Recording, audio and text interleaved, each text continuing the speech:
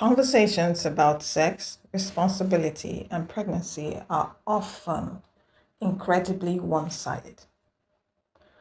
What usually happens is that women are told what they should have done after the fact, while men's responsibility before the fact barely gets mentioned.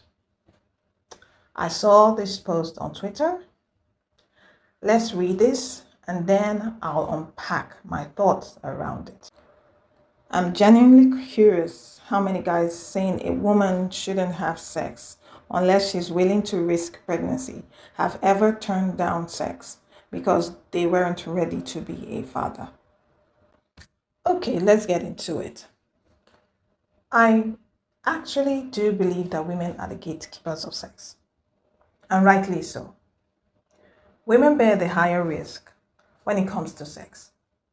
They are the ones who can get pregnant. They're the ones who face the health risks of pregnancy and childbirth. They are the ones who are more vulnerable to sexually transmitted infections. They tend to contract it more than men or more frequently than men. They're the ones who usually are left with the burden of caring for the child. They're the ones who usually carry the child, raise the child, and absorb the societal judgment or stigma that comes with it, assuming there's no marriage. So yes, women are selective and should be selective because the cost of sex is higher for them. That's wisdom. But the problem is, this is where the conversation stops with regards to responsibility for pregnancy with sex. Many times women are told to close their legs so that they don't get pregnant. The whole purity culture is really about women, gatekeeping sex for marriage or to prevent pregnancy and the likes.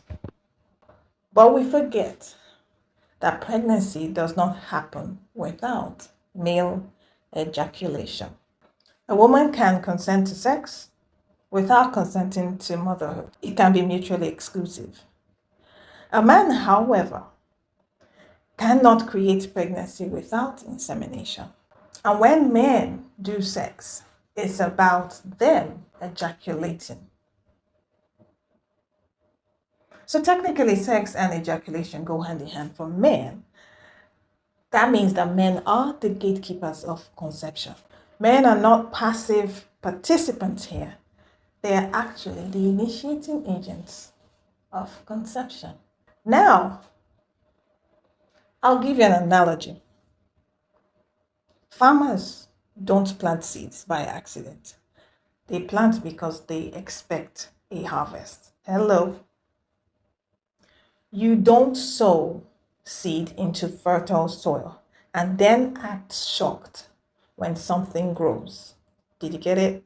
So the idea that a man can have unprotected sex, ejaculate, and then be surprised by pregnancy doesn't even make sense. It's cause and effect. And if it's something that he didn't want, then the responsibility lies on the man to make sure that his ejaculation doesn't produce conception. And this is why I believe that birth control should actually be primarily, majorly, the responsibility of men. If you need to stop a leaking tap, you're not going to be plugging the drain. You're going to plug the tap or fix the tap. It's common sense. It's very worrisome that we are assigning responsibility wrongly.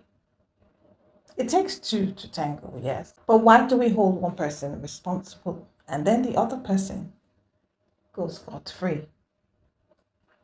Women are told, don't have sex if you're not ready for pregnancy.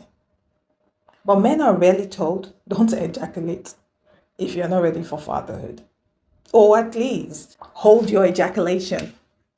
Make sure that you are not sowing seeds so that you don't complain about a harvest. That imbalance is not logical. It's not honest. If we're going to talk about accountability with regards to sex and pregnancy, let's talk about it all the way through.